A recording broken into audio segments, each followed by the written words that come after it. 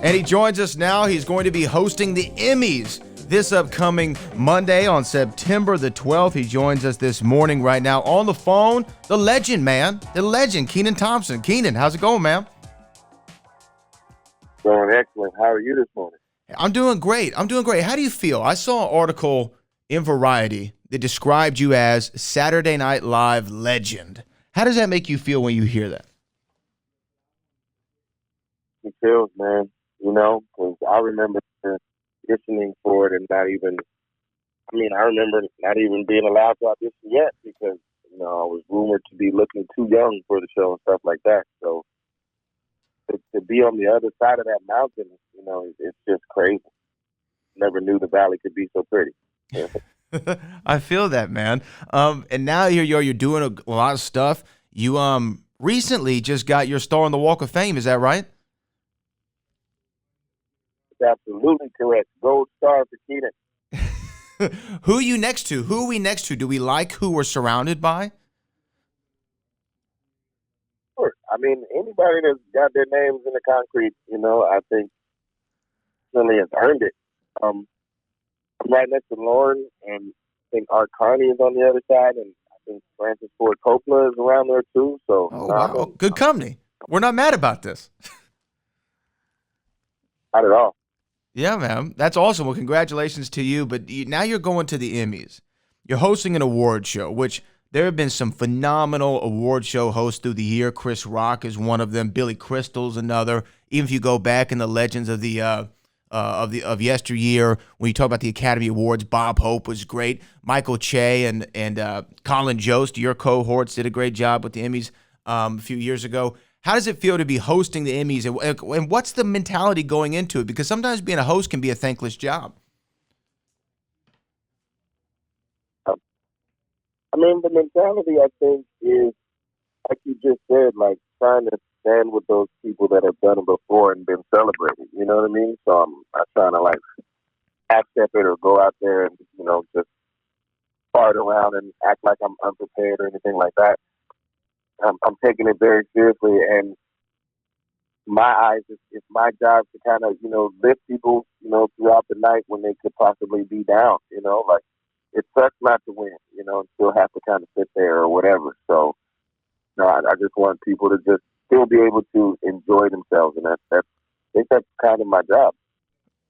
Absolutely, and it's the job of the host, but I guess, a lot of people don't realize all the work that goes into doing one of these shows.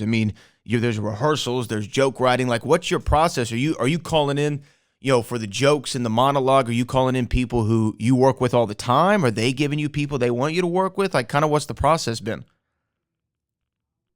It's a mixture of both. There's a team, the production team that, put the show up last year and stuff. So they have writers, and it's funny enough, I've known their writers, for years and years and years as well. And then, I brought, some people from the SNL that I work closely with. And, we're collaborating that way. And I was only supposed to do 3 minutes in the beginning, monologue-wise. And we have way more than that. You know what I'm saying? So I'm very, I don't want to say that I'm comfortable necessarily because it is on my mind and I do want to do well. But I don't feel as panicked as when I initially took the job because I'm not a stand-up comic, you know what I mean? So I don't just have jokes on the ready. So it's nice to start compiling them and feeling a little more prepared. And I guess, too, being in front of an audience with the pressure on you, even though you're not a stand-up, isn't something that you're unfamiliar with given your tenure at Saturday Night Live. I remember watching that show, or the documentary, I think it was called Saturday Night, and the amount of work that goes into putting that show on the air on a week-to-week basis. And for you doing it as long as you have, I guess, man, how have you not gotten just burned out from it? How do you stop that from happening? How do you stop the burnout from occurring? I'm a person that, my favorite thing in comedy is repetition, right? Mm-hmm. But I can understand, how mundane redundancy can kind of drive people crazy. But Saturday night changes up every sketch. You know what I mean? So constantly fresh, and I don't know where 19 years went, honestly, because we're always focused on the next thing, next thing, next thing.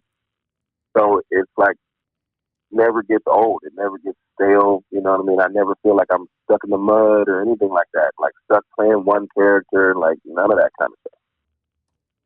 And I mean, it gives you that, and you're always having a new host who comes in with their own ideas, things of that nature, and you're able to switch it up like you said and keep it fresh. What was that moment though for you like when you were standing there on the Saturday Night Live stage when Eddie came back to host and you were there with him and Dave and Chris, and it was kind of a moment saying, you're amongst those legends. You've solidified your moment in the Saturday Night Live stage. Can you just kind of encapsulate what that must have felt like? Because these guys, they're my icons, and I'm not even a comedian. I can only imagine how much they mean to you.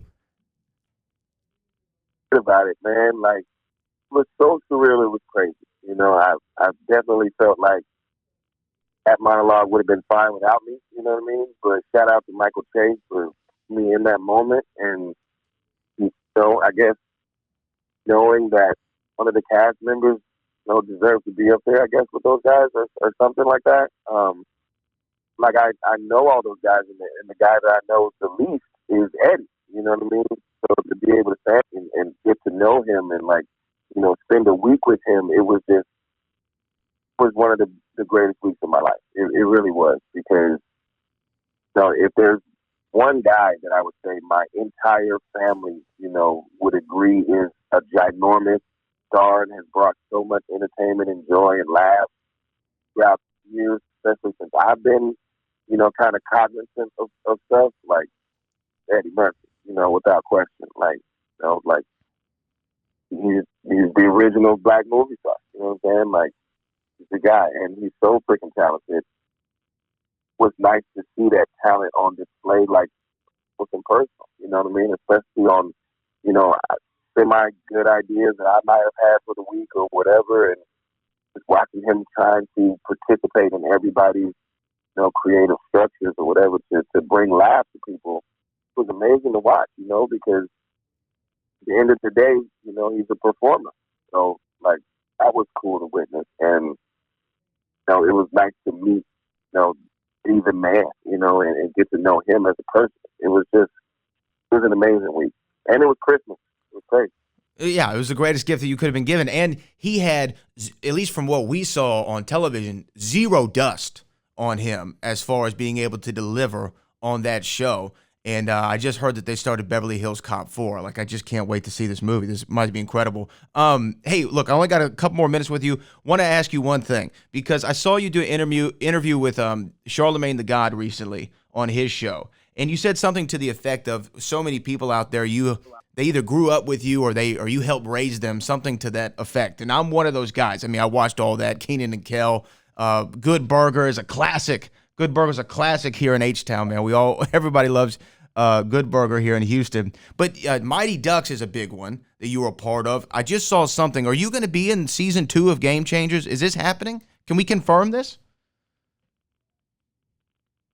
Game Changers? What is Game Changers? The new Mighty Ducks series. Oh, we've been trying to work that out. The scheduling just hasn't been cooperating, unfortunately. So no on that. But okay. I hope. You know what I mean? Like, anything Mighty Ducks is the family. You know what I'm saying? Like, I just created my NHL connection. That's why I've been hosting NHL awards the last couple of years and stuff like that. And I get to go to hockey games and I can skate.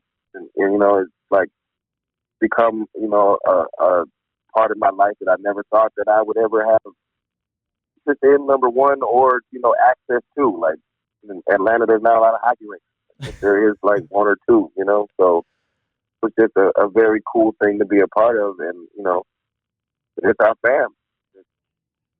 We always have these like 20-year reunions, 25-year reunions, and we're all still very young. So it's just crazy to be, attached to a franchise like that has meant so much to so many different people. And hopefully we can turn Goodburger into a franchise, not just the one movie. Oh man, tell me, man, if we had another Goodburger movie, I think the internet would collectively lose it and appreciate it and love it, just like everybody, man, loves and appreciates you, Kenan Thompson. You're a legend, man. You're a legend. It's official. It's cemented. Your career, your legacy, man, is only so many people can dream and aspire to have the career that you've had, and you're going to continue doing it by hosting the Emmys this upcoming Monday, September the 12th. Man, I appreciate you so much for joining us this morning. My pleasure, man. Thank you so very much for having me. Y'all have a great day, Houston. Appreciate it. Kenan Thompson. Thanks, man.